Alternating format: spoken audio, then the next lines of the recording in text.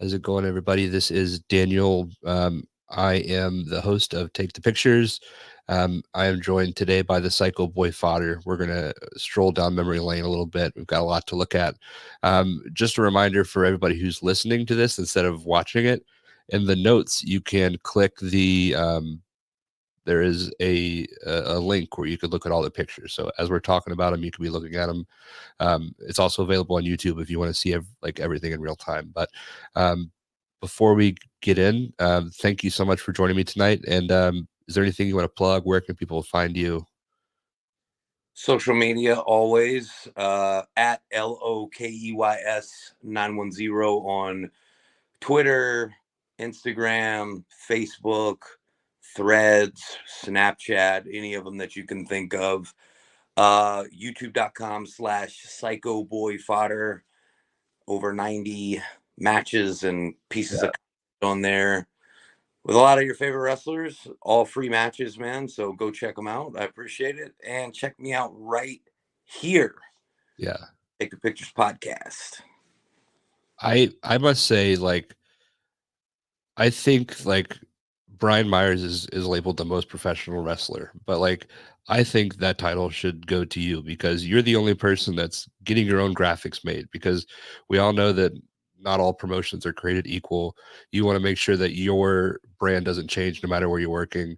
You brought in I don't know if you do it everywhere, but you brought in a different video crew for one of your matches. You're doing everything you can to make sure that your product is presented in the most professional way. And really appreciate that. I mean, obviously not everybody might have the means to do that, but I think a lot of people could take that note and kind of apply themselves in that regard, and the rest would be a lot better off.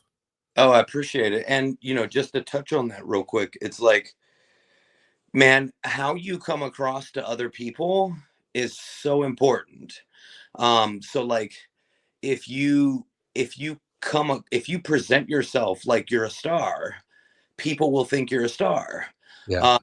I had that mentality too when I got into, I don't know if me and you ever had this conversation, but I had this conversation on some other podcast that I did, where, my mentality when I got into wrestling was, and granted, when I got into wrestling, I was much older. So I started training wrestling when I was 33. So I had already kind of built a life for myself outside of professional wrestling. Mm. But my mentality on wrestling is if I want to be a TV wrestler, then all I need to wrestle is TV wrestlers. And if all people see you wrestle is TV wrestlers, then they'll just start saying oh, that guy's a TV wrestler because all he wrestles is TV guys, right? And then before you know it, people who work at TV start recommending you to work at TV, and then all of a sudden you're actually working on TV, right? Yeah. So it's the same thing when you're presenting yourself on social media, or you want your matches to be a certain level of quality, and by quality I mean just the way they're presented in the most professional way. And some people might see you for the first time, and you want that first time that they see you to go wow, this guy, he looks good, all the graphics are good, he's already built an identity for himself. And that's the most important thing is, people you are what you present yourself as, perception is reality, right? Yeah, that's something I've heard a lot, in my work life. Perception is reality, because for better or for worse, what people see is what exists. It doesn't matter what the truth is behind it. I kind of have the same view with this. Before I started podcasting, I made sure I had good equipment, because nobody's going to want to listen to it. First off, the first couple episodes were garbage. We had no idea what we were doing, but nobody's going to want to hear two guys that don't know what they're doing with a muffled microphone. So give yourself every chance to succeed. Present yourself as best as possible. So 100%. Awesome. Well, we've got a presentation as far as bad segues go. We've got some pictures here that you provided. We've got some pictures here that I've found. Um, I, I will admit I did scroll back to the very first picture you ever posted on Twitter. Like we're going back with this. Oh, that's Uh, great. so No telling what's there. there's no telling. I will say you loved filters back in the Oh day. yeah. So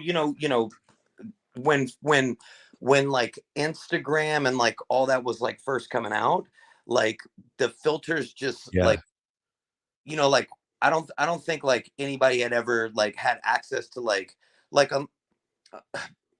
when I say access, I mean like you didn't have like unless you were like somebody who's like working with like a professional photographer yeah, company, like nobody had access to just like take their pictures and just tweak them like however mm, they want, right?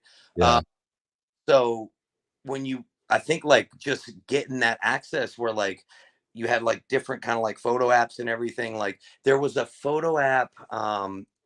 Man, I used to do all my pictures like this, so I know what photo filter you're talking about. yeah. But just like the raddest like photo filter ever, and I just would use it all the time on my photos. Yeah, yeah. I think we have one that we could use as an example a little bit later on, but we'll hop in. So the first picture is one that you selected. So we'll just start off with that, and I'll let you explain the kind of the story and what's going on with it. Sure. Okay, this picture right here is me, EC3, Space Cowboy, and Duke O'Connor is not pictured in this picture because he is driving. So we are we just got done at WrestleCade in 2022. Me, EC3, and Austin Aries wrestled CW Anderson, Brock Anderson, Preston Quinn with Arn Anderson in their corner, 6-man tag. Mhm. Very cool match. Ended with like Arn like punching Aries through the ropes and Aries taking the spine buster.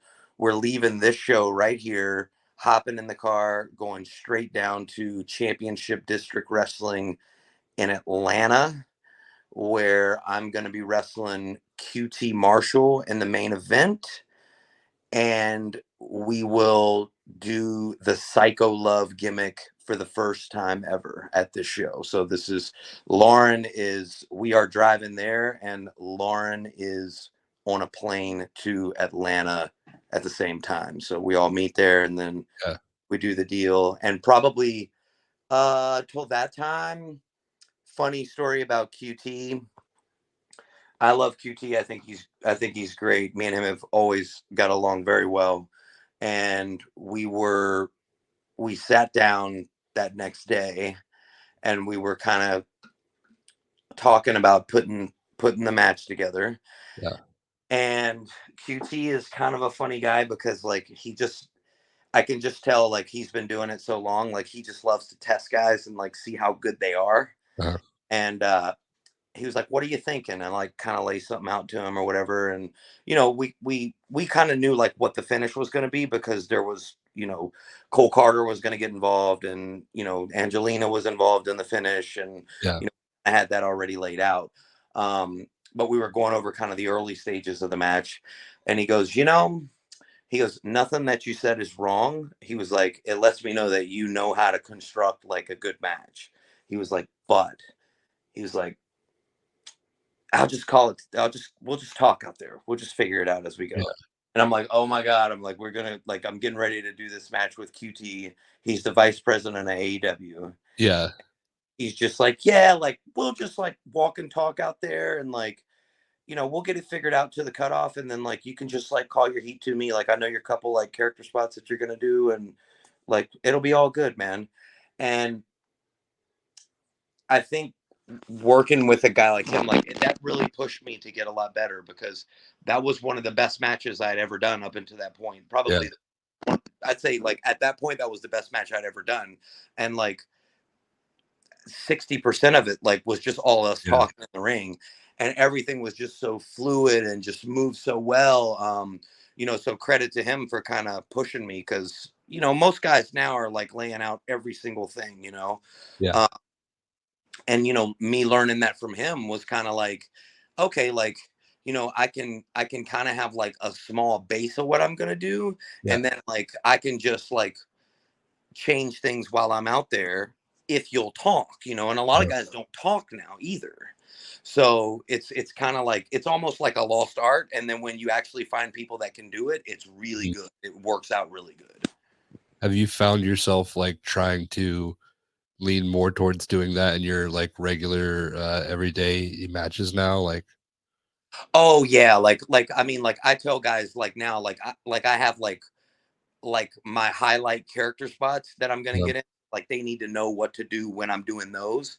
uh, Um, but like a lot of times, like you know, things like hope spots for the baby face or just like the heat in general. Like I'm just like calling it all out there, man, to the guy most of the time, unless it's like some like cool little spot that like he wants to do that I'm not like familiar, yeah. like super familiar, like um maybe the way he does a move or something Yeah. like, we might go over something like that. But I love like kind of just doing whatever, man. Yeah. And like I worked Dango on Sunday, Mhm. and like we literally called like, you know, I'd say, man, we called 30% of the match.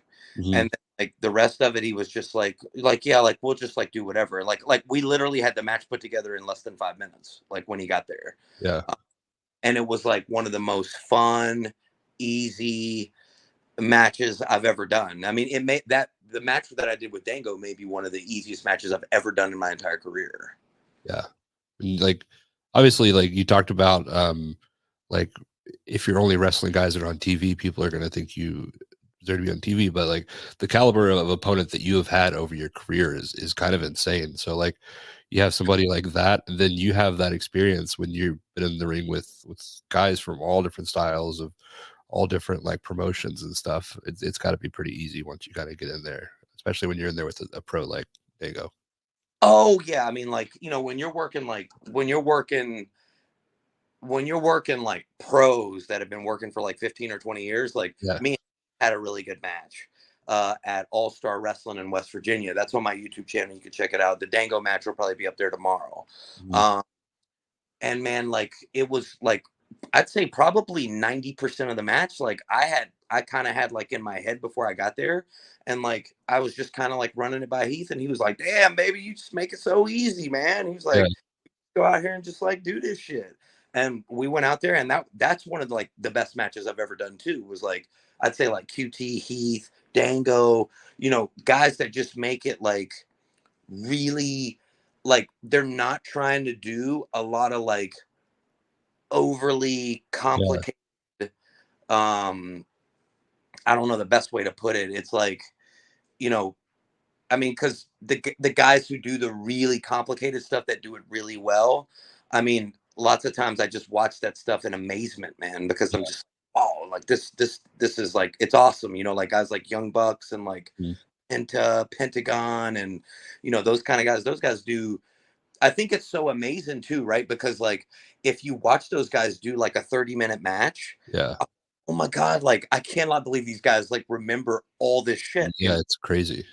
and they're hitting like everything right on point, and it's all timed perfectly, and that just speaks to how talented those guys are. But my favorite style of wrestling is like 95 WWF. Yeah.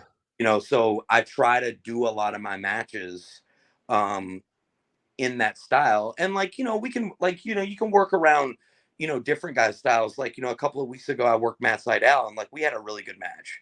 And it's like, he does all like the cool like stuff, the kicks and the flips and the hurricane ranas and all that. And I'm just like, brother, just tell me where to be and I'll be there for you, man.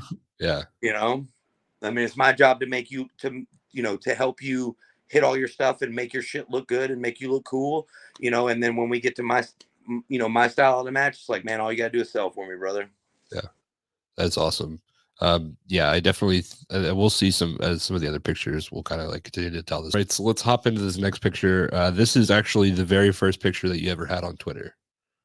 I went all the way All back right. to the very beginning, and maybe a side that a lot of people don't know about the fodder.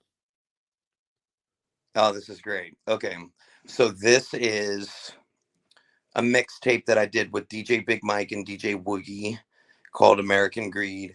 The way I structured this mixtape, if anybody can, so Dat Piff was like a big hip hop mixtape website, and Uh-huh. they like all of my mixtapes were on like Dat Piff and like live mixtapes, and a lot of those sites are like shut down now. And I don't like the last I heard was like those sites got shut down because of like bandwidth issues and they couldn't afford Mm. it anymore. Like they didn't have enough advertising anymore to like keep them going or whatever. But this mixtape right here was, I did hip hop music from probably the time I was 15 or 16 years old until I was 24. Yeah. Um, and this was the very last mixtape I did in 2012. So this mixtape, I had, I think I had Killa Callione on this mixtape.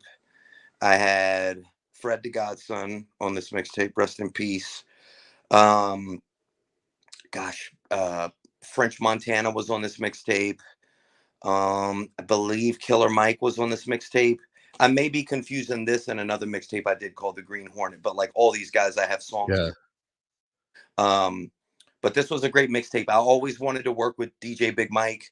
Big Mike, like when I was coming up, DJ Big Mike, DJ K Slay, DJ Clue, they were all like the biggest DJs. So like during this time, for me to be able to work with like a Big Mike or a DJ Woogie or like a DJ Who Kid, like somebody like that was like Yeah. really me, you know.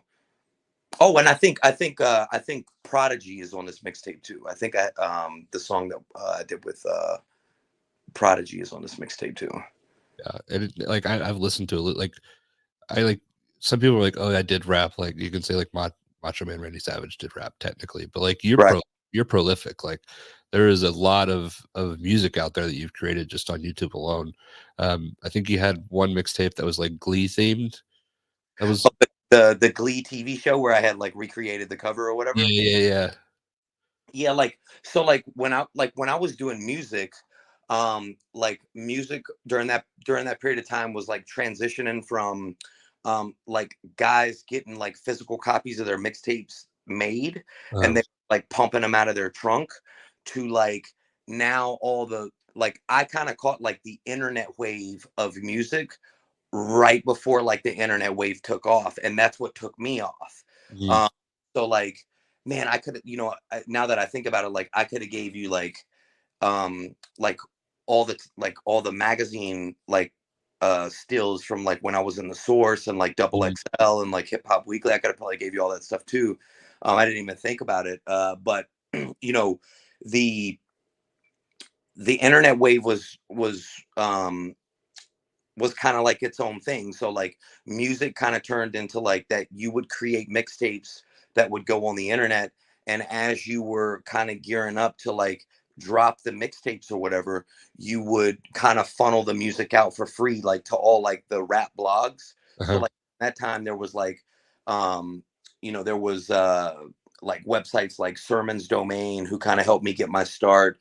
Like Two Dope Boys, like Nah Right, all these different yeah, like kind of like rap blog websites, and all they would do is just cover music. So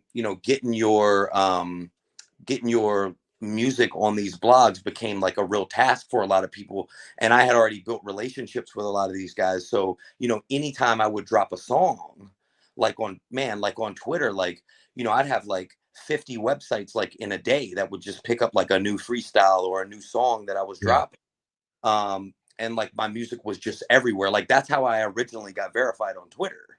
Was that I had went to New York, and I like this is around the time when like Mac Miller and like Machine Gun Kelly and like all of those guys were kind of like me and like them were all kind of like coming up at the same time. yeah, And I had went to New York, and like at this period of time like I was a little bit heavier, and this is all kind of like what got me into doing bodybuilding too.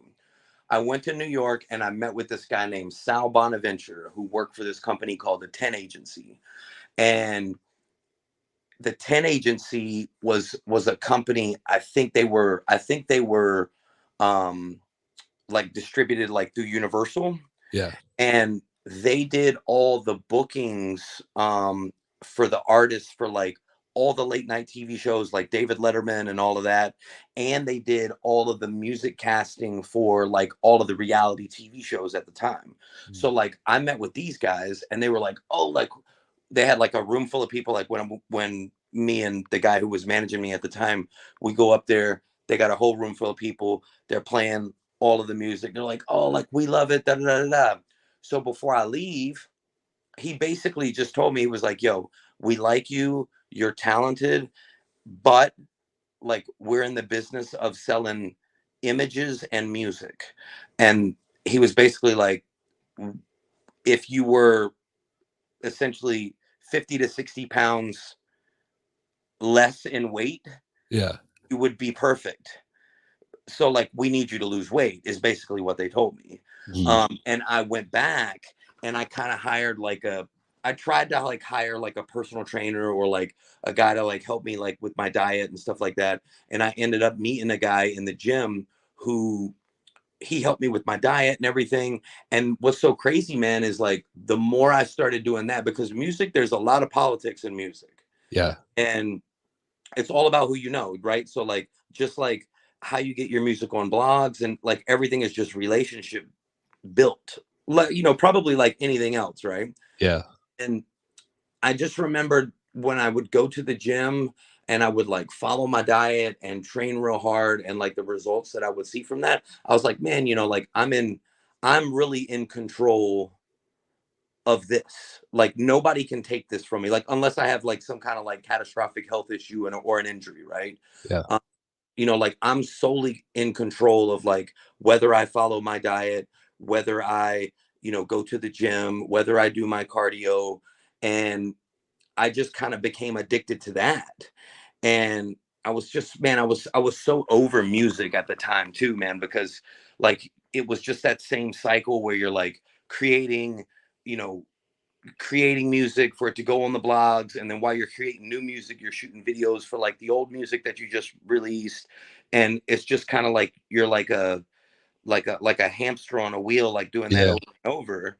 And then, you know, just traveling to like do all these shows like a South by Southwest or like the AC3 festival, you know, shows we were doing like in Philly and stuff like that with my man Young Bliss. And it really wears you out.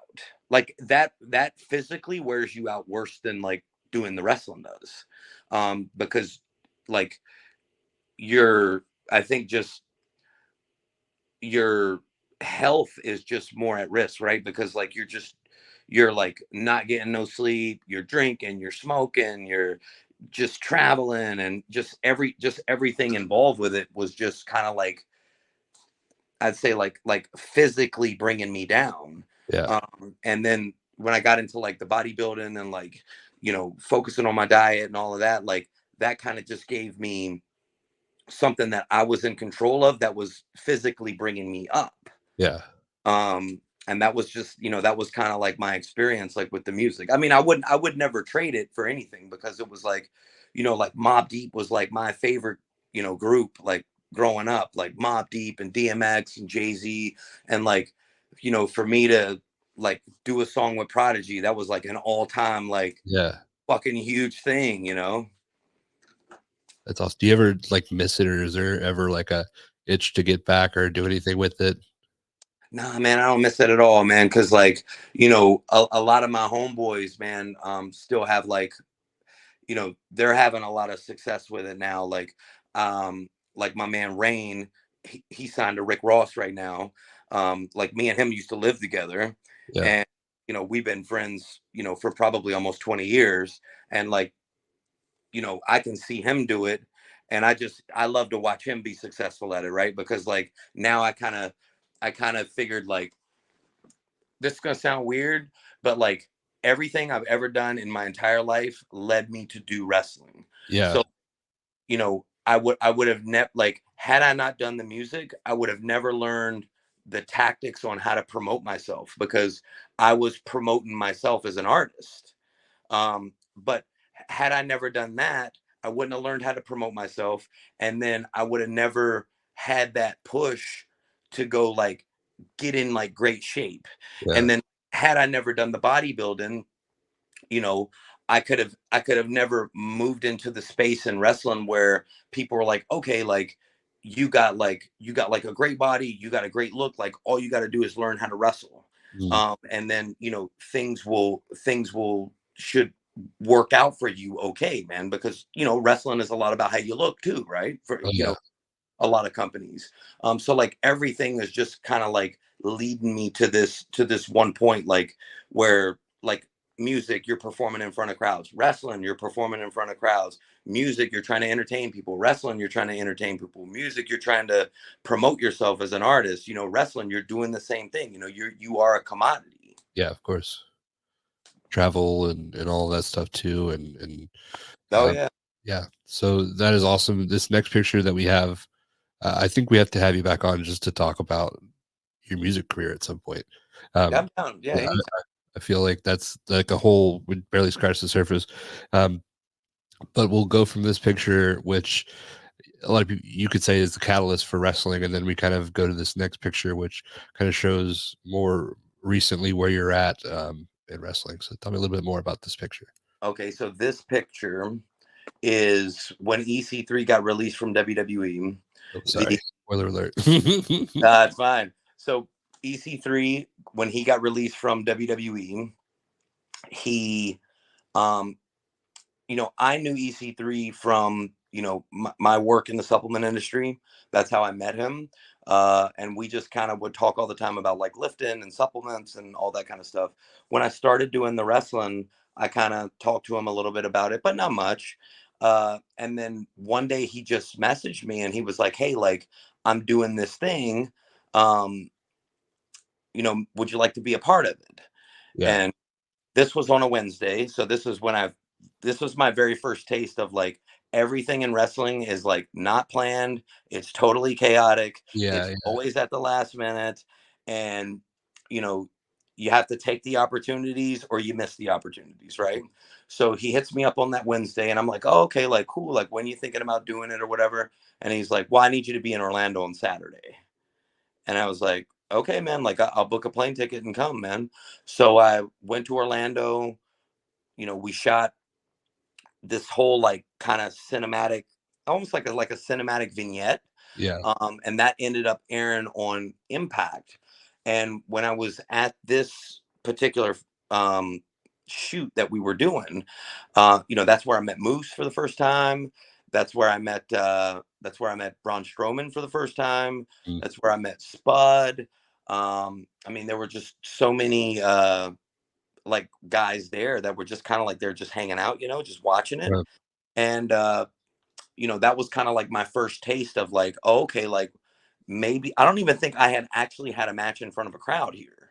Yeah. Uh, but that was like my first taste of like, oh, okay, like this is like a big budget wrestling thing.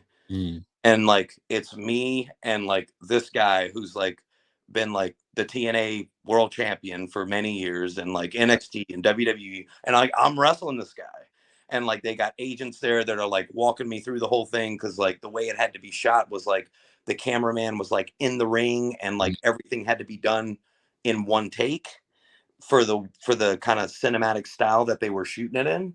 Uh, and I mean, that was just kind of the time and the moment that let me know, like, okay, so this is really something that if I apply myself and I give it 100%, I might can do something here. Yeah. Do you think this kind of gave you the fuel to kind of like go at it full speed moving forward? Like, I know you just said, Oh yeah, 100%. Like I always tell people, man, those little inches of progress that you make when you're doing something, that gives you all the momentum to continue on. So it's like just always seeing those little bits of progress, Mhm, uh, you know, continue to push you in that direction, um, to accomplish whatever you're trying to accomplish. right. Awesome. So we've got this like kind of the pictures that you've picked, it seems like are very important and they have like a timeline that they're telling. The pictures that I'm picking, there's a theme that maybe is not the same, but I have this next picture. I noticed a theme of muffins with you. Um, Yeah, so oh yeah. Do you know the Muffin Man? Tell me a little bit more about you and your love of muffins. And this is for those who are wondering, this is kind of a taste of what that filter looks like that we were talking about Yeah, earlier. exactly. I don't know what the name of this filter is. You know what the name of this filter is? I know now. Um, Instagram used to have just a filter you could choose. It was called HDR. Uh-huh. That's and I just love this filter because I don't know, it just kind of like made everything like pop on the photos Uh-huh. for some reason. So I used it a lot. Um, but muffins are a common food used in the bodybuilding world. So when you are like dieting for a show or something like that, your coach may have you eat like a muffin pre-workout as kind of like a like when you're dieting for a show, you're very depleted all the time because you're doing cardio and like you're training and like the food is a lot lower than it would normally be. Yeah. uh, so the muffins are the muffins when you're dieting really hard for a show. The muffins are everything, because you can like cut them in half and like kind of throw them on the pan a little bit and kind of like warm them up. And these particular muffins, I'm sure you're familiar because you're a North Carolina boy. Harris Teeter Yeah. absolutely has the best muffins. These muffins right here, I don't know what they are now, but in this picture, this was probably a 2013 maybe picture. And at Harris Teeter, they have these great muffins. They're like probably like $6 now or $7 for a 4 pack. And they use like these like little sugar crystals like on the Mm. top. Yeah. They're totally amazing. They're the best muffins you'll ever eat. Are you like a classic blueberry muffin guy? Yeah, so normally I would always get the blueberry muffins or I would get the chocolate chip muffins. But later down the line, um, those lemon poppy muffins with the sugar Oh, on top. those are Super, underrated. yeah, Yeah. I'm a long time proponent of lemon poppy seed. Um, they're absolutely fantastic. yeah. Yeah, this is awesome. Yeah. Are you still a muffin the muffin man? Is that still a part of your Man, I changed more into like the cereal man now. So I'm big on the cereal now. Cereal after the workout. So like I use um, typically any cereal that has 1.5 grams of fat or less uh in it. Um, and I usually have 100 grams of carbs post workout. And I use the egg whites that are in the carton because they're Mhm. pasteurized. I use those as like the milk in the cereal. And I grew up on skim milk. Uh-huh. So and I don't know if you've ever drunk or drank skim milk, but skim milk just tastes like water. Yeah. And that's what liquid egg whites taste like too.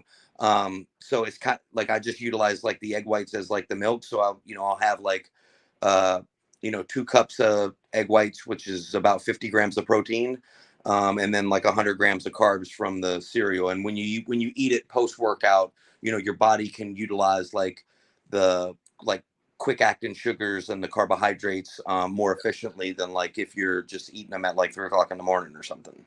Yeah.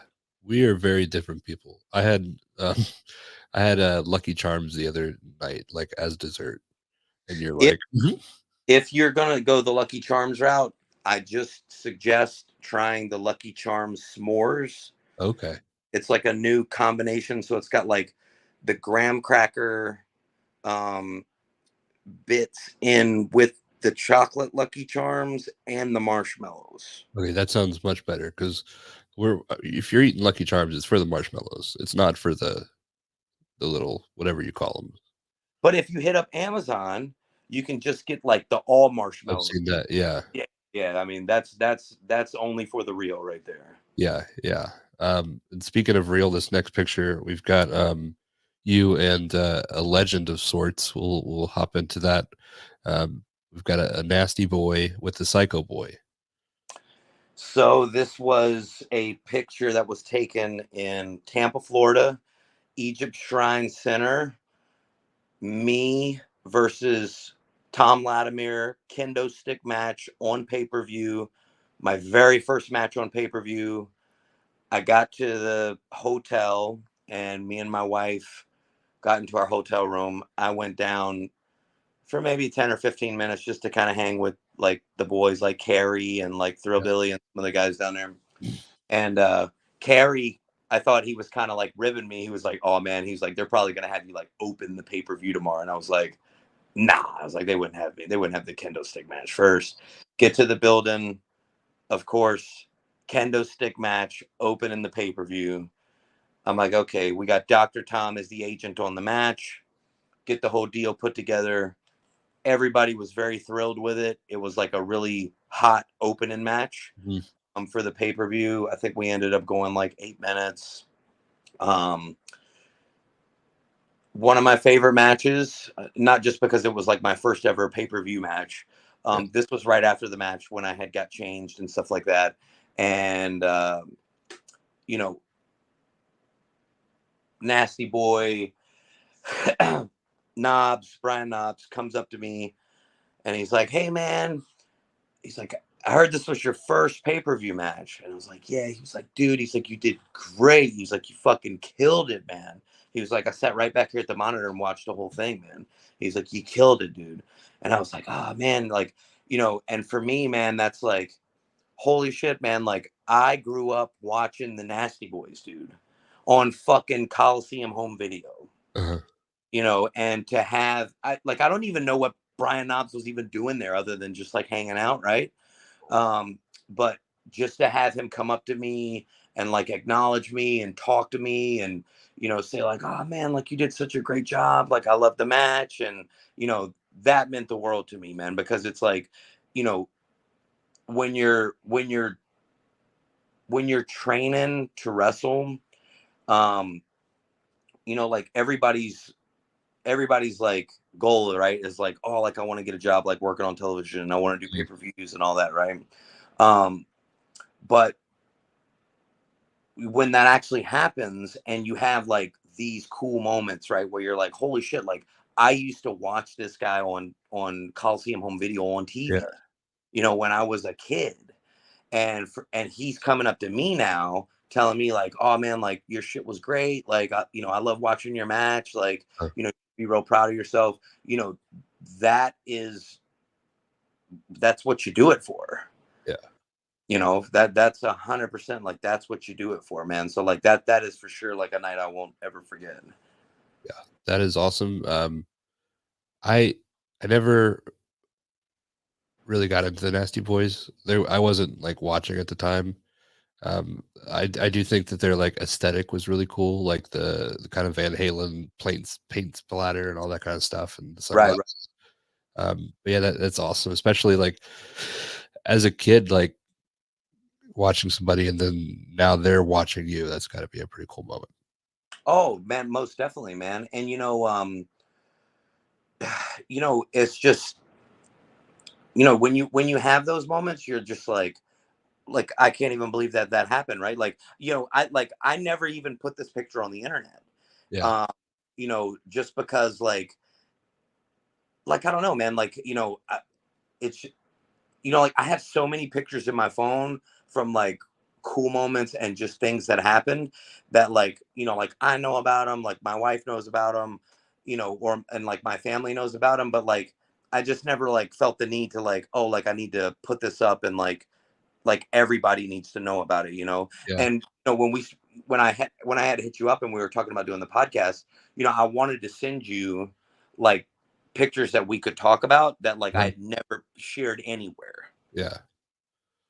That's awesome. I remember you telling the story the first time you came on our podcast. I think it was just right after the match you had with Tom. So it's cool to come first full circle and kind of see the picture and kind of talk more about the moment, especially now that you've had some more success after that.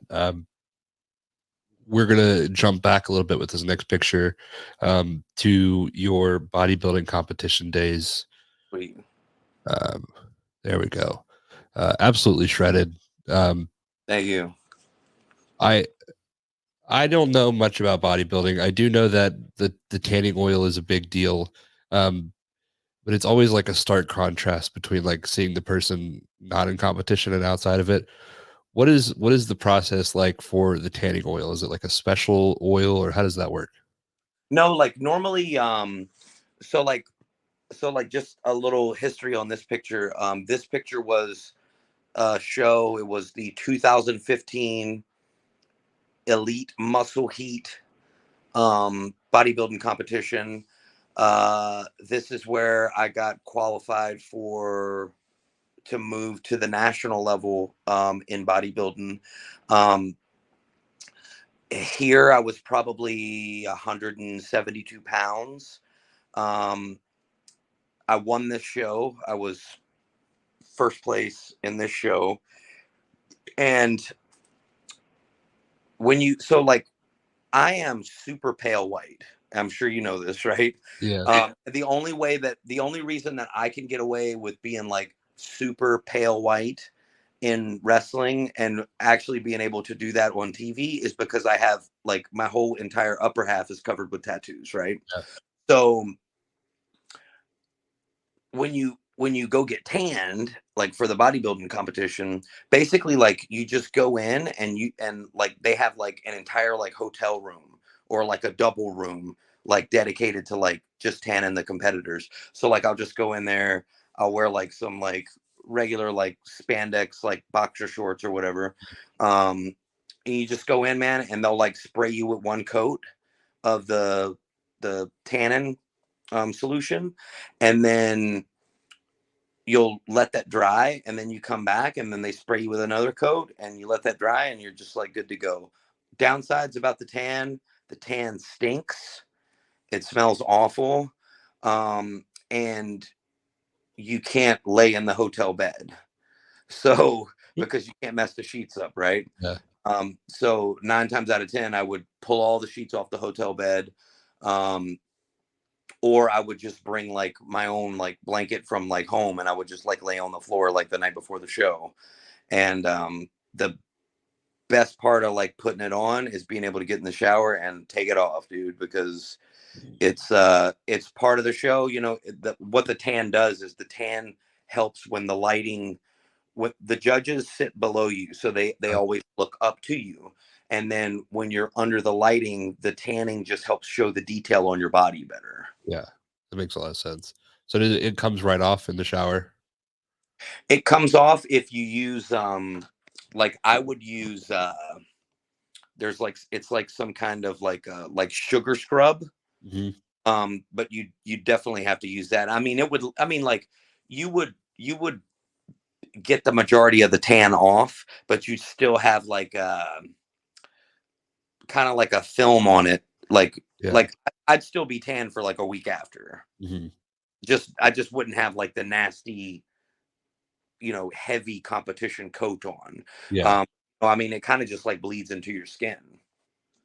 In wrestling, there's tanning is a big deal in wrestling as well, but I've noticed like especially like somebody like MJF, you can Mhm. tell when somebody like has like the tan everywhere and then their hands are just like extra tan. Do you have any advice to wrestlers who are looking to kind of tan? So get your tan a week prior to the show. Um, get 1 or 2 coats, let it dry, wash it off the next morning, and then by the time the show comes a week later, you'll have a perfect tan. Awesome. Yeah, I know that like they're like tanning is a huge deal, like especially like on the TV product level. But I know that there's some guys like I think Drew Hood just started posting about how he was tanning and stuff. Like people that are trying to take that next step are kind of like looking. If you are trying to take the next step in tannin, this is a little taboo, but I can tell you it works. It's the only thing that ever tanned me. Um, is they make tannin injections. It's called Melanotan 2. It's a peptide. It comes in a very small little vial. It's got a little bit of white powder in it. You mix a little bit of bacteriostatic water in it, and you just do a little bit of the Melanotan 2 within like an insulin pen, like in your stomach. Uh, Um, Taking like insulin for like diabetes or something.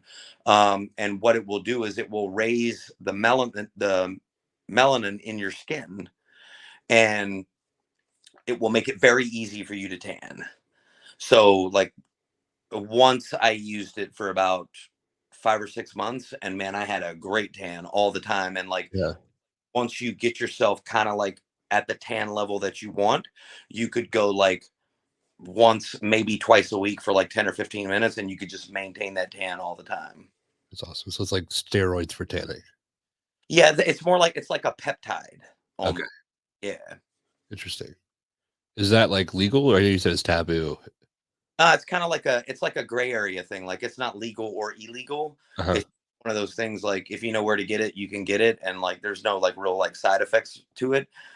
My opinion on that, this is just my opinion, is that uh, a lot of the research on it, at least the research that I've done on it, Uh-huh. uh, showed that using the melanotan, um, and just kind of like going out in the sun, um, it aided in preventing skin cancer. So that was a lot of like the research studies that were done on it. And I always believe that like things that like could actually like help prevent or cure diseases are always like withheld and never made legal. Yeah, I can definitely see that because the pharmaceutical companies got to make their money, and if Got to make their bread, brother. yeah, So if it's anything that's going to stop bread, I mean, even a little bit, it's yeah, probably never gonna be sold. yeah, I can definitely see that.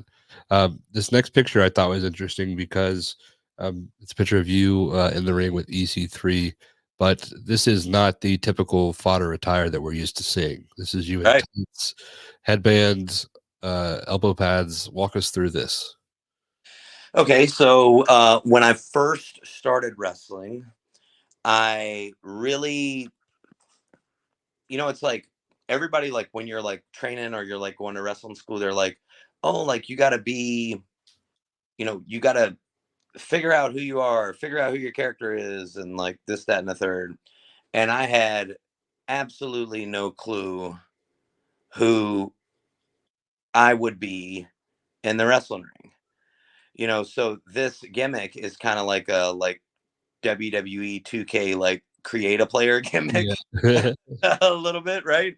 yeah, Um, so my gimmick name there was Alpha Ace, and I was in a tag team with a pal of mine, G Money, uh, and I had already done the EC3 stuff here. And what EC3 wanted to do was he was like, I have to have a story to tell where I have to take you out of this shitty gimmick that you're doing. And you need to be fodder. So like the fodder thing, like the name fodder actually comes from like if you watch that first cinematic fight that we did, that BNEC3 did, in the end, the credits, it says like starring Merton Woolard as the fodder, right? Which basically means like the food or the prey, like for EC3, right? Because he's just yeah, like around in the video, right? yeah, So we got to talking, and he was like, "Look, he's like, I'm gonna do like this full scale, like hour and a half. It's gonna be like a cinematic wrestling, like movie type thing, and that's where the yeah. free the thing came from." And he was like, "I got all these guys like that are gonna do it, like Matt Cardona and Moose and Matt Seidel and all these guys." Mm, And he was like, I think you should wrestle John Schuyler in this thing. He was like, but I gotta have a way to get you out of this really shitty gimmick that you're doing where yeah, you can just be fodder all the time. And I was like, I don't know, man, about this fodder name because it just sounded weird. And I was just like, I don't know, it doesn't come off the tongue right. And like certain names like just come off the tongue, right? Like, and they're uh, just like Razor Ramon, like that's easy to like. yeah, It sounds right. yeah, Um, and when he was like, "You're gonna be fodder," and I was just like, like that's a terrible name. yeah, Who would have that name? Like that name sucks." And he was like, "Nah, man." He was like, "It's a cool name. I think so." And then so we did that match, and in that match I was Alpha Ace, and of course, like he goes over on me, and then he cuts this super long promo on me, uh, and he's like, you know, to be in the narrative or to be part of the narrative, you have, the whole point of that is to become who you're supposed to be. And he was like, "You're not Alpha Ace." He's like, "You're fodder." And after that, once we did this, which is the picture you're showing now Yeah. of me wrestling John Schuyler, um, after this match and after this thing aired, Uh-huh. and I actually started getting requests to like wrestle places. Mhm. But nobody ever hit me up to be Alpha Ace. Like everybody was hitting me up, like, "Can we get Fodder to come?" Like, Yeah. and in this Free the Narrative uh cinematic wrestling film, like whatever you want to call it. That's where EC3 kind of gave me the name. He was like, "You're gonna be Psycho Boy Fodder." EC3 actually had these shirts made that were called, it just said Psycho Boy on the shirt. Uh-huh. And he was like, "I think you're just gonna be like Psycho Boy Fodder." And I was like, "Oh, that's not like a bad name, you know?" Um, and I did this match with Skyler, and I remember I was super nervous to wrestle Skyler because he was like the first guy I was ever gonna wrestle that was actually like on television. Mhm. Um, and Skyler sometimes like walks around and he just like never looks happy. He's just like even when he is happy, like sometimes he just looks like like he's just not happy. Yeah. Uh, man, we put that match together, and that when I wrestled him in this match is when I actually had the light bulb moment go off in my head. And I have a copy of this match that's like totally unedited. So like when we film these matches for the narrative, we just shot them like regular wrestling matches. Now there was like obviously like workers who played the crowd in this thing. Mhm. But in this, like we just shot it like a normal wrestling match. So like I had this match. They had three cameras there. So they had the cameraman that was in the ring, one that was on the side, and then one that was kind of like a hard cam, right? And the final product, they kind of edited it together like a cinematic match, right? Yeah. But the match we actually did just like a regular normal wrestling match. And when I went back and watched it, I just watched him, and man, he just led me all around that ring. The way he sold, just everything. He called every spot in that match 2 spots ahead of time. And I never missed a beat. I mean, like I in that match, I mean, like I look like he could not have made me look any better. Yeah. In that match. I mean, Skyler is a total pro. He's one of the best wrestlers I've ever been in the ring with.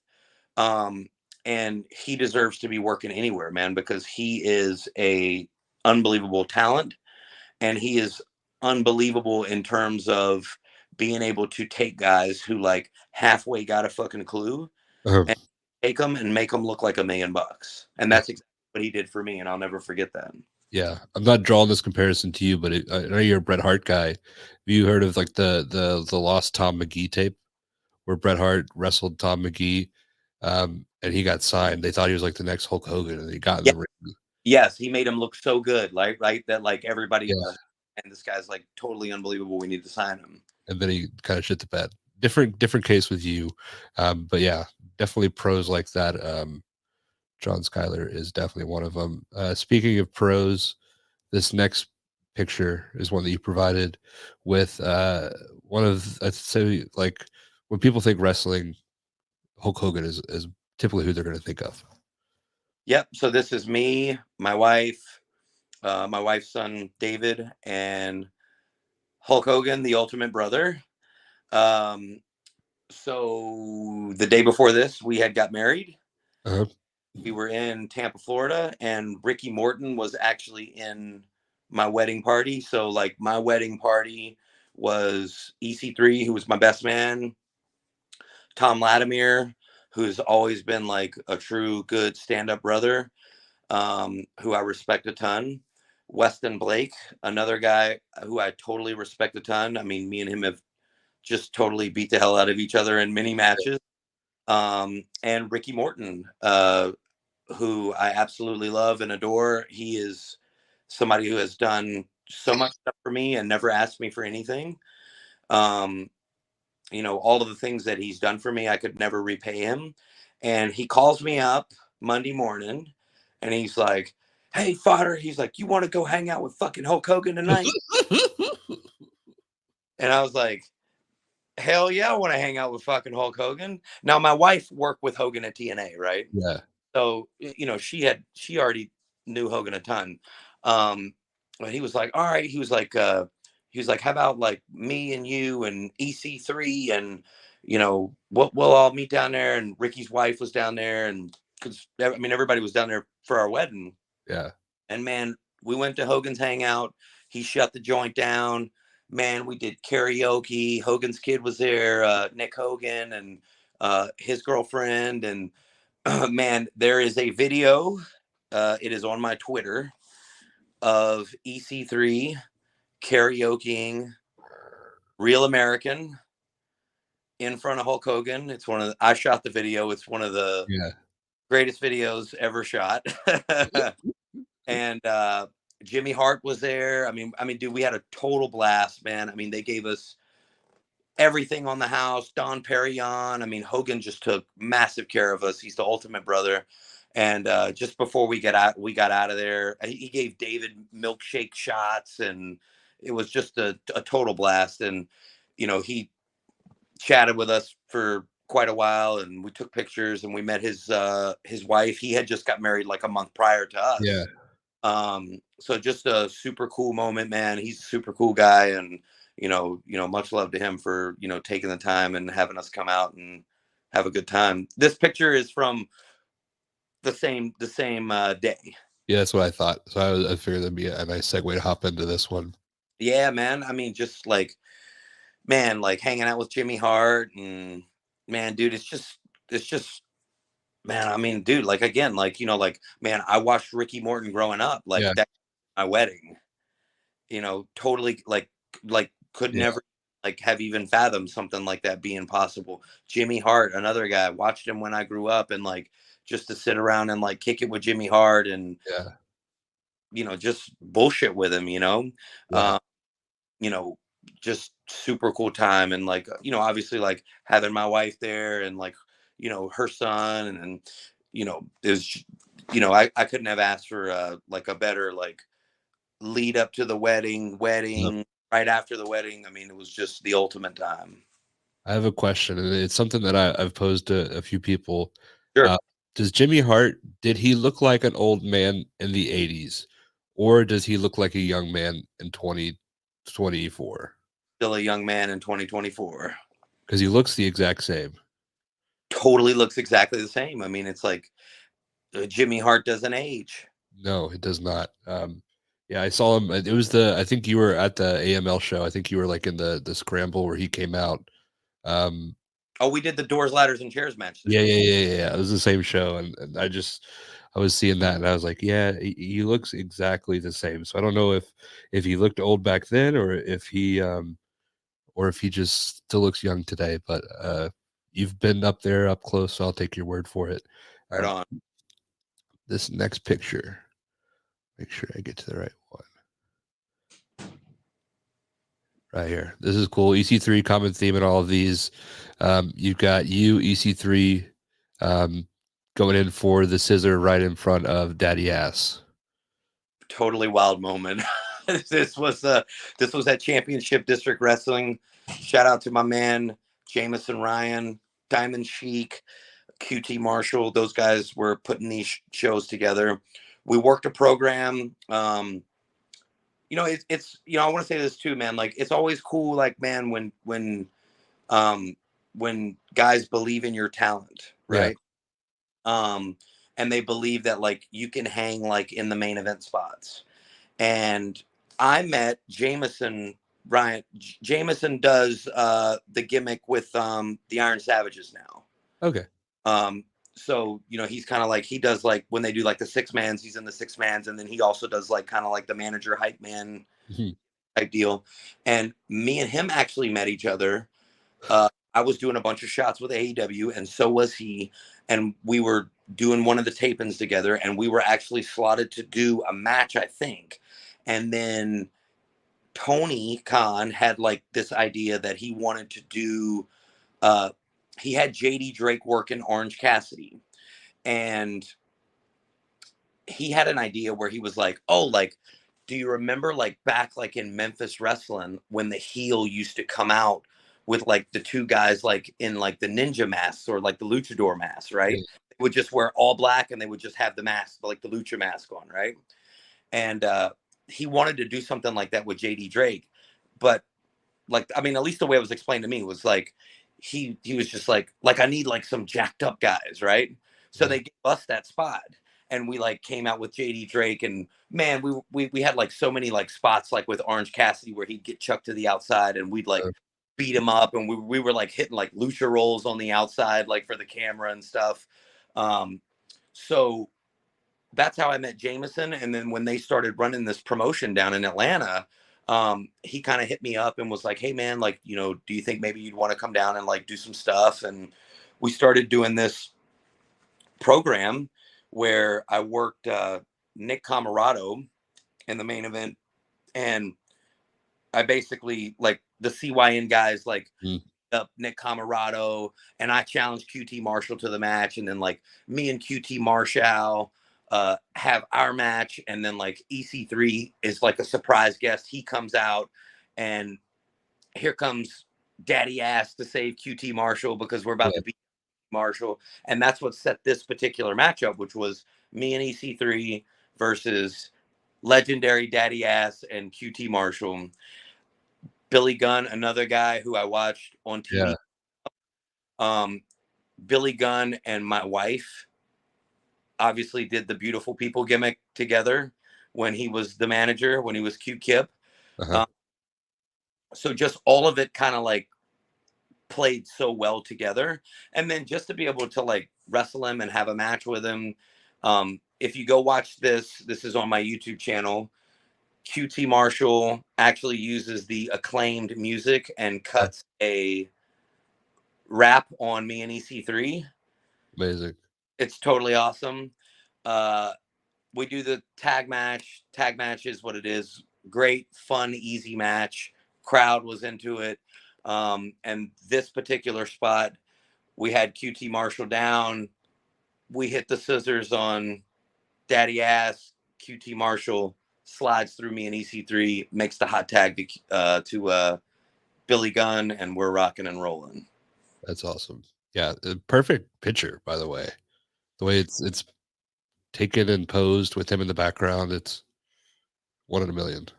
Oh man, yeah. I mean, this was like I actually like have this hung up. I mean, you know, I just showed you Yeah, our wrestling layer here. I have that picture hung up because that was just a, you know, it's not only cool to do it and to be involved in the match and have the main event spot and do something like that with Billy Gunn, but it's also cool to do it with like my best friend EC3 too. You know yeah. what I mean? The guy who got me in the game and kind of got me like um known enough to be able to be put in spots like this. That is awesome. This next picture is with EC3 as well. A little bit different. Yeah. This man, we're just goofing off here. We were at NWA Nashville Skyway Studios. It's me, EC3, Matt Taven. I think we were on like a 3-day tape and loop here. And we were just always talking about like how many like cowboys were like at NWA. Yeah. We just like there were like all these like cowboy hats laying around, and man, we just threw the cowboy hats on and like took the picture. And I don't know if this picture ever got posted on the internet, but so that it never got posted by me, so that's why I gave it to you because I Yeah, thought it was awesome. If you had to give this faction a name, what would you label it? the new smoking guns, I like it. maybe the smokiest guns. The smokiest guns. Yeah. Yeah. Shout out to Matt, cool brother. Yeah. We need somebody to book that match. Speaking of cool brother, this next picture is, I would arguably say, the final boss of North Carolina, like Boss, yes sir. George South, just a man that wrestled Ric Flair and is current, like he wrestled Ric Flair and he wrestled Joey Janela last year, like still on top of his game. What was it like working with George South? Easiest thing ever, man. George South, one of the best to ever do it. If you can't work with George South, you can't work. Uh, Straight up, man. I mean, I love George South. I mean, he's a true.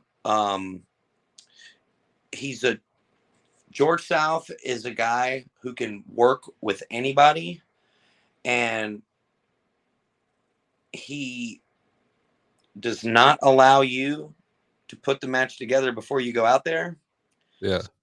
You to get better in that way.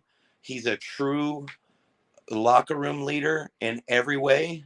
He's a man of faith and a man who I hold in regards as having the most one. He's one of the most dignified wrestlers, and Yeah. one of the people that I've met in wrestling who has the most dignity about himself. He respects himself. He respects everybody that's around him, and he is a true pleasure to be around. Yeah. Also, merch table goat. Merch table goat. That's right. Yes, Yeah. sir. Yeah. That's a, He like I think almost everybody we've talked to has had a George South story, and I don't think anybody's ever said a single bad word about him. no, So couldn't. I mean, there's no way you could. yeah, anytime we get to bring him up, we'd like to. So when I saw that picture, I was like, yeah, definitely have to bring this one up. This next picture, an equal legend.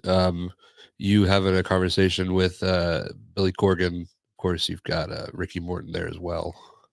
Sure, this was the first time I was ever at NWA. I did a I did a tryout match for NWA. Ricky Morton. There were a few guys there that were vouching for me, like Ricky Morton, EC3, Johnny Swinger, all guys that I had wrestled before. Um, Ricky Morton called me one day. I was leaving the grocery store. I'll never forget it. He said, I want you to come work at NWA. You need to be wrestling on television. He said, can you be here Monday?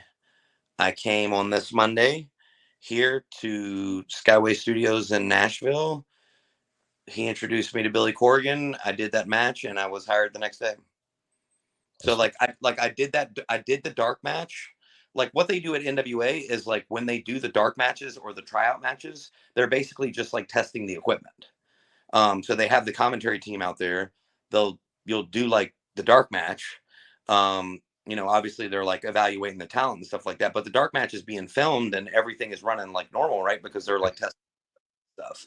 And I did that match with Joe Ocasio, great wrestler. Me and him had great chemistry. I was so thankful that they paired me with him, and we had a great match. They ended up using that match on NWA USA.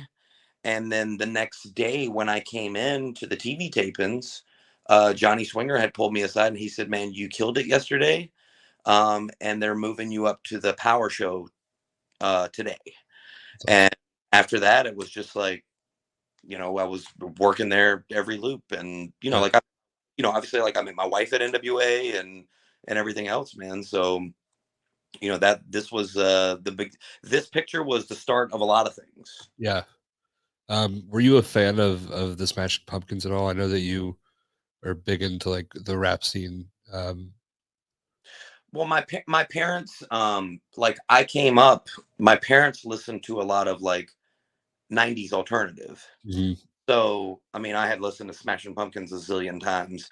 Um, the like I'll tell you this, like the first live concert I ever went to was a Billy Corgan concert. It was a concert that he invited me and my wife to come to. Yeah. Gave us tickets and like we went backstage and like hung out with him and all that, and that was a cool experience because that was like my first like live ever like rock and roll like Yeah. that I had ever been to. So shout out to him for that, for giving us that opportunity to kind of do that. um but yeah, I mean, like my parents used to listen to Smashing Pumpkins and all that. So I mean, you know, just having the music around and being familiar with it and liking it, a lot of what I listen to now is like '90s alternative. So like, I kind of believe too, man, that like that the music you come up on, like that's your favorite era of music. Yeah. Hmm. I there's like music that like Steely Dan for like my dad really likes Steely Dan. I hated it every time I heard it. But like as I've gotten older, like Steely Dan like fucks. Like so good. Like Totally good.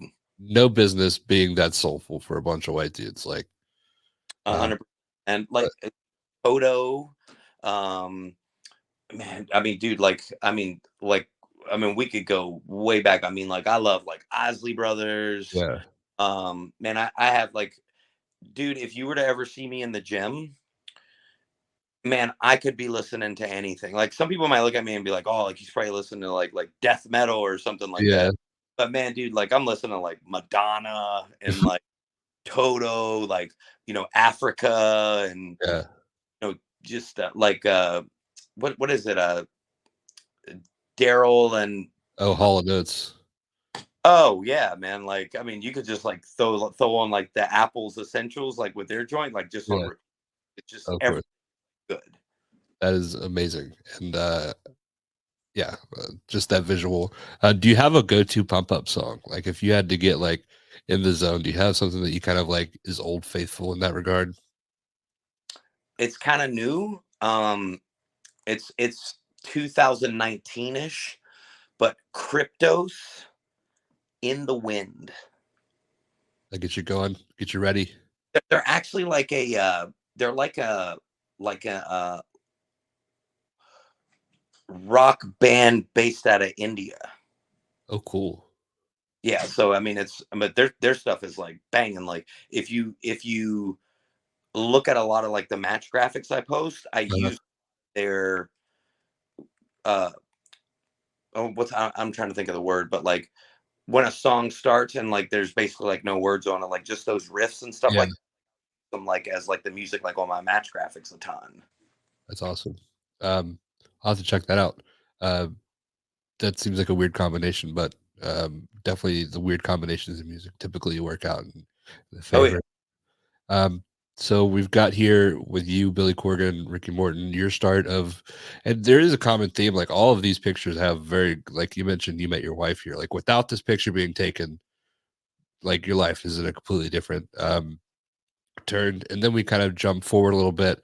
We've got here your wife, EC3, Heath, and I'm Da- blanking on his non WWE name.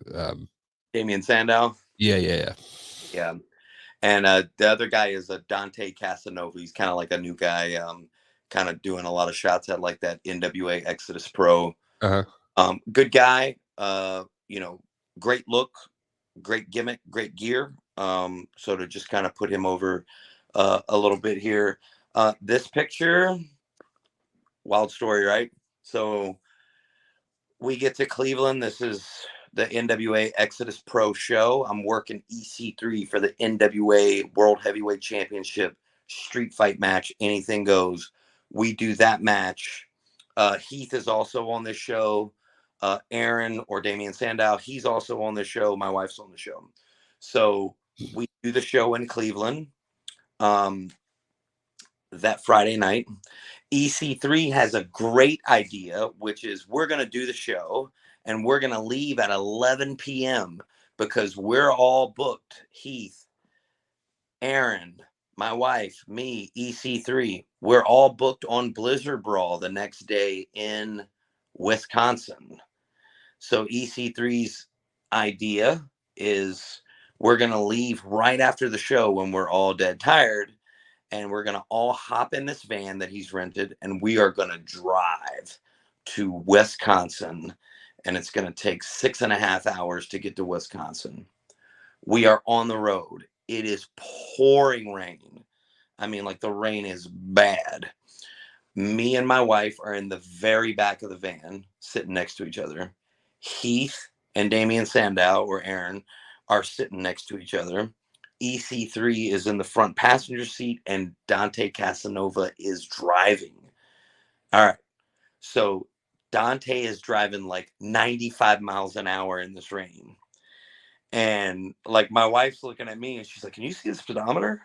And I'm like, "I think so." I'm like, "Man, I don't know, man." I'm like, "Guy's going like really fast." And I kind of like tap Aaron and I'm like, can you see the speedometer, man? And he was like Aaron's just like so funny because he like looks back, he's like, ah, John, like you worried? Is there something going on? He's like, this guy's driving. And I was like, I don't know, man. I was like, it's like he's going like 95 or 100 miles an hour and it's like pouring down rain, you know? And Wisconsin is like cold. There could be like black ice on the road. Yeah. It's just, I mean, Wisconsin is just like totally trash, like when it comes to the weather. And Aaron just goes, "Hey," and Dante Casanova's driving. Aaron goes, "Hey, you ever done this before?" And he goes, "Done what? Like drive?" And Aaron's like, "Yeah, drive." And he goes, "Yeah, I used to drive trucks in the military." And Aaron just turned around. And he was like, "We're fine. Don't worry about it. Just go to sleep." Okay, man. So we ended up getting to Wisconsin at like 5 in the morning, and we get to the hotel there where we're staying at. This is the next day. We're all hopping out of that same van. And I was just like, yo, like we should just all take a picture because like what a wild ride like we've been on for like the last 12 hours. And like, Yeah. I don't know, like when are we ever gonna be together again, like to like snap this photo or whatever. So we just snapped the photo and it was a cool photo and it's like another one that I got like here like in the wrestling layer. Yeah. That's awesome. What a car ride. And also like, can you imagine it would have been like the Buddy Holly crash if like you guys had crashed and it like took out like it would be like this infinite like Randy Rhoads style, like everybody would talk about it forever. Oh, 100%. And there were a lot of like great like stories told on this ride too, So a lot of good laughs and everything. Awesome. So this next picture, I'm going to skip forward, and this kind of goes back a little bit, but the CYN, this is seems like um, I'll let you tell the story. You're obviously Free the Narrative 2, we just wrapped up. We got done.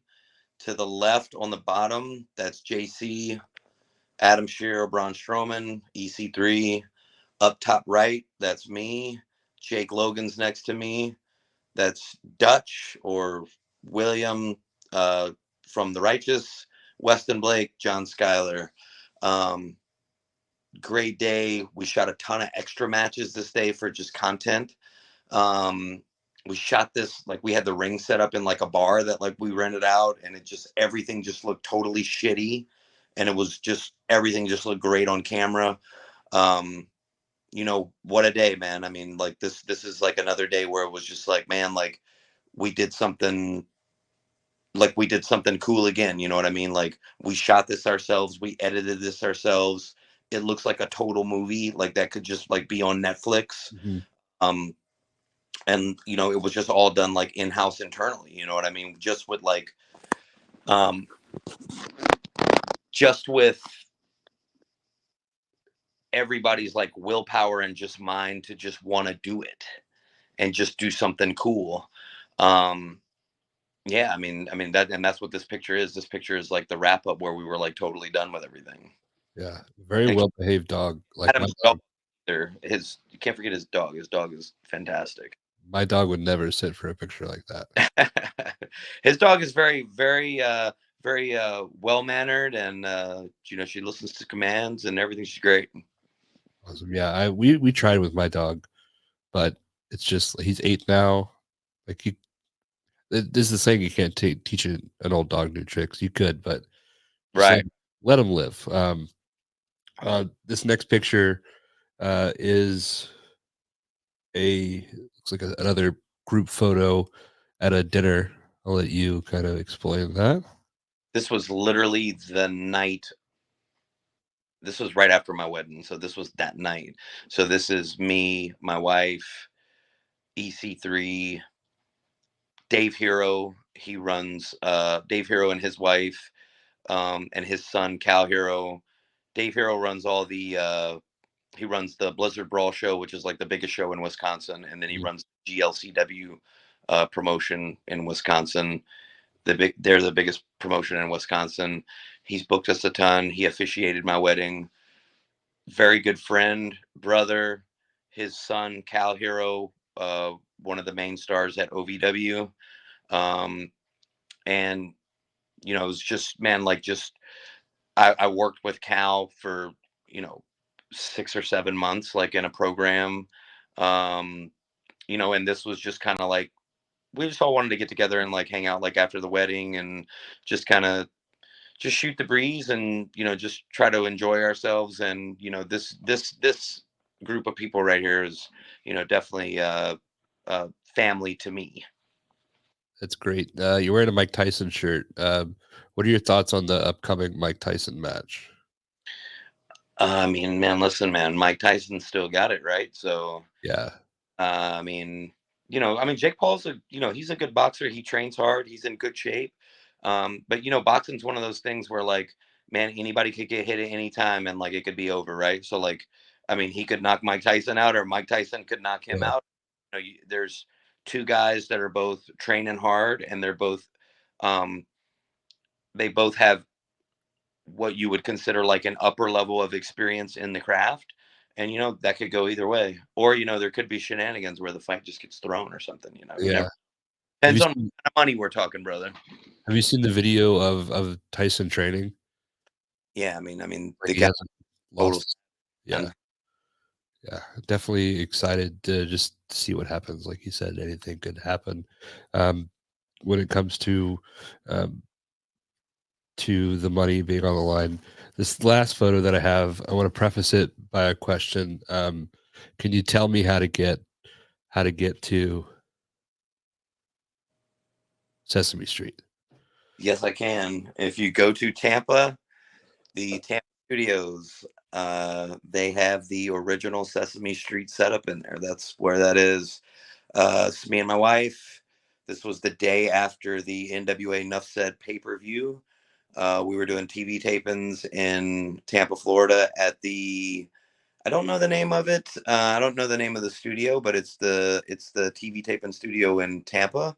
Uh-huh. And where like they shoot like, Sesame Street and like all that stuff. And like they got like this whole setup thing back there, and they said that everybody could go back there and like sit on the steps and like take pictures. And so, like, of course, like that's something that like we had to do together. And um cool thing. Never thought I'd be on Yeah, Sesame Street, but somehow the wrestling business got me there. yeah. So we typically, like, or at least this is the third episode, but the common theme over the last two episodes is we kind of end on a picture of like, yeah, we talk about wrestling, we talk about all this cool stuff, but we kind of end on what matters the most.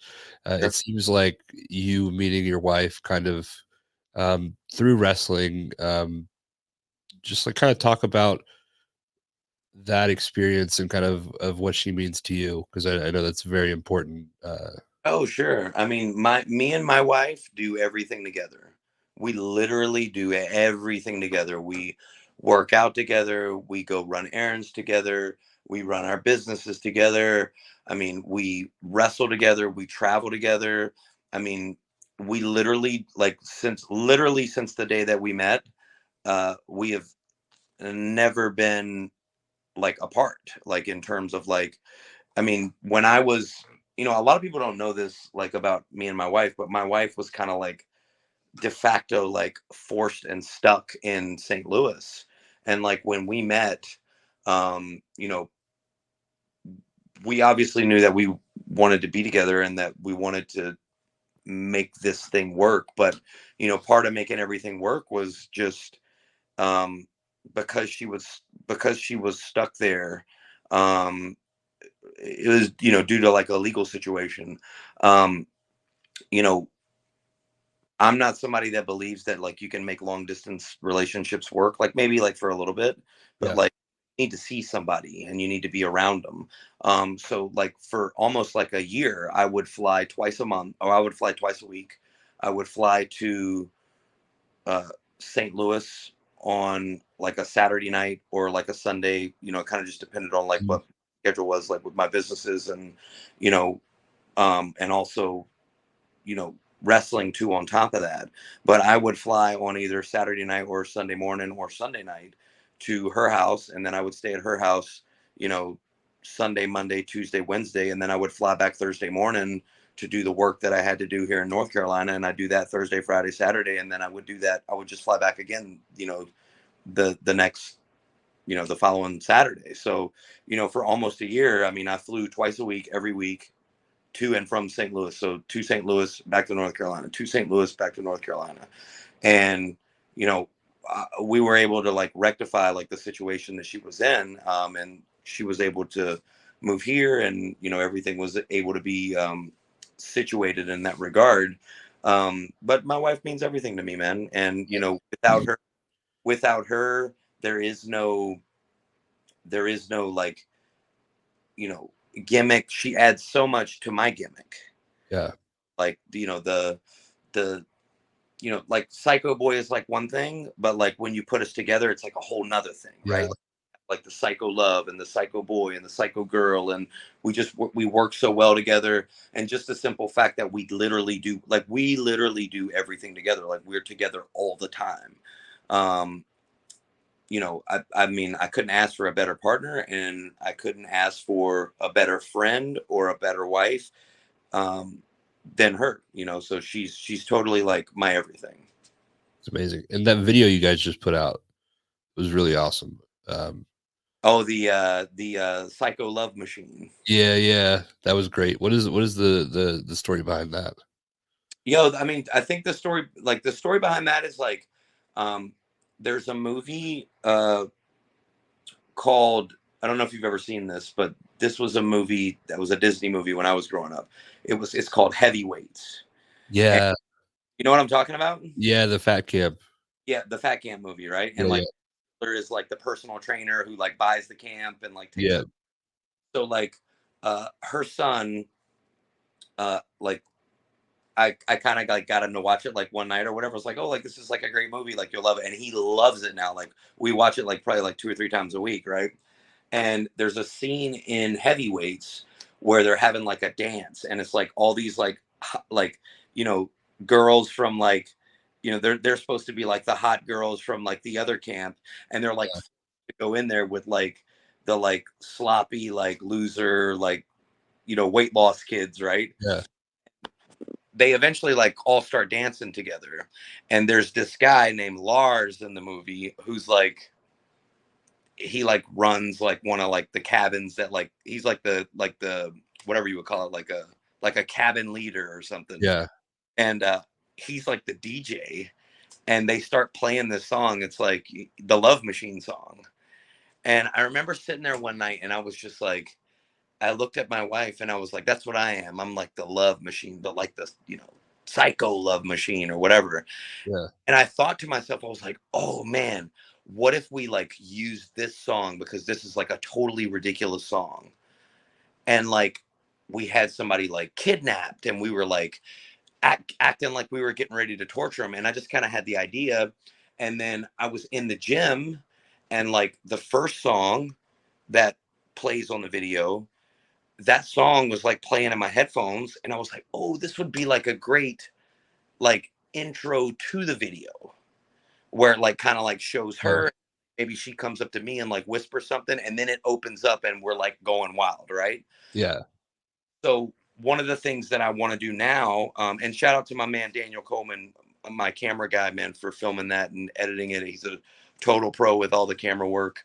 He filmed me and Blade's match at the yeah, DCW. yeah, Um, with the movie or cinematic vignettes, like I'm going to be doing a lot more of those, because I feel like the cinematic vignettes, like I feel like if we were going to like be brought into like WWF in like 96, like that's the vignette that they would be playing on TV the week prior to us showing up. yeah, yeah. I get And that. so much of that is just lost now. Like it's not even being done anymore.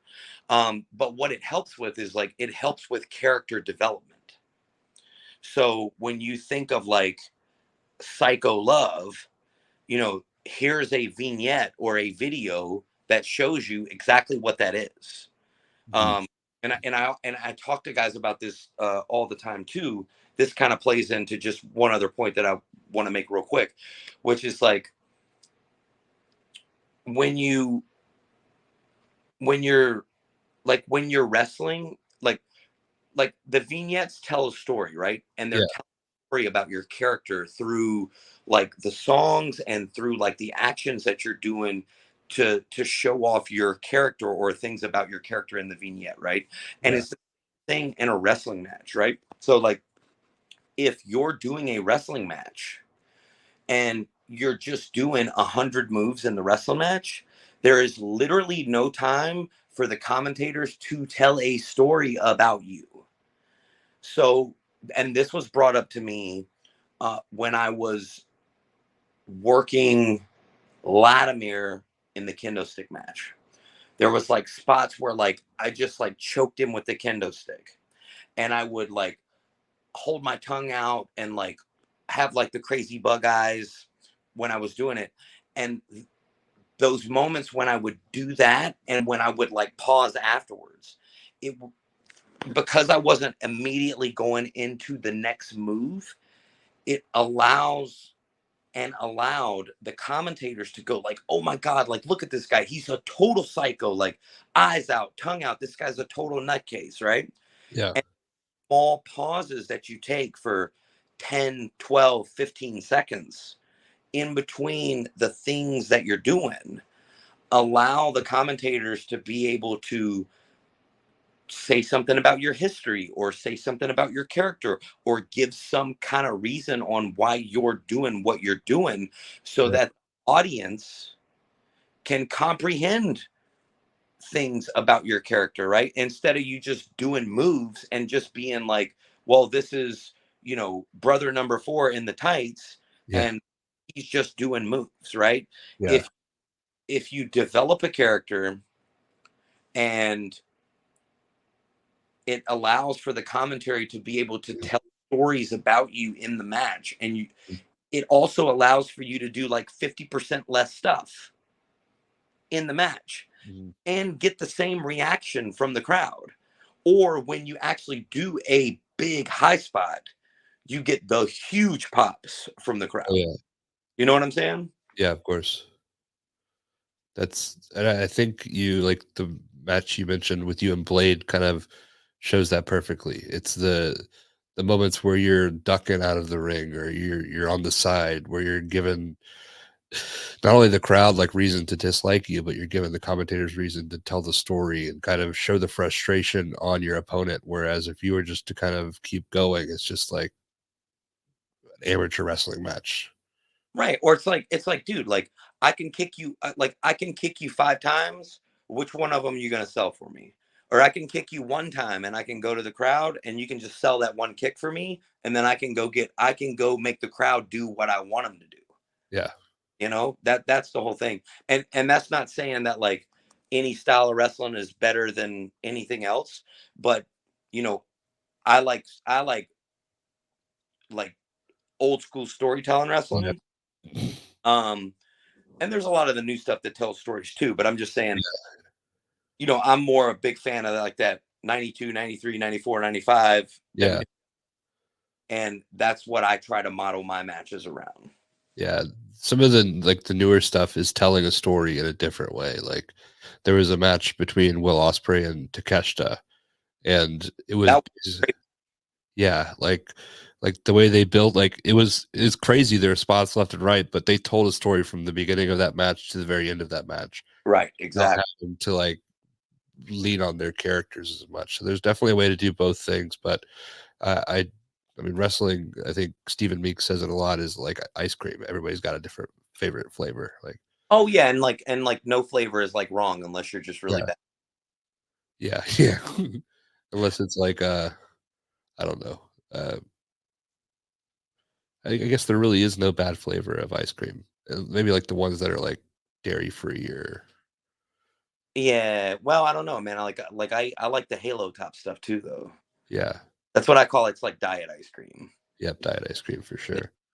Uh, but yeah, wrestling, in a lot of things we've talked about today, music, wrestling, weightlifting, competitive bodybuilding, like it's all preference and it's all how you conduct yourself. I will say like you and even your wife are some of the nicest people that I've met in wrestling. Like Um, very generous with your time, and you definitely don't have to be. Like, you're successful, you're working, top names across the world. So I just want to thank you for taking the time to talk with me today. Oh, no problem. But Um, you know what, man? Like, why be like that? yeah, Like, man, who wants to be like that? Who wants to be like just like a dick, man? You know? And I don't know. I hate to put it like that, but that's really what it is. It's just like this is how I kind of look at it, right? Is like there's a point in time where not a single person knew who I was, and not a single person cared about talking to me or wanted me to be on their podcast. yeah, It's like, man, when people want to talk to you and ask you about your story or just different things, or guys at a show, they want to know, like, man, how do you do this or how do you do that in the ring, or like, what was your experience like with this? Man, dude, you should take every opportunity and try to, like, you know, give as much to people as you have been given, man. And I have been very blessed in my life. And I try to give as much back as I possibly can to, anybody I come in contact with.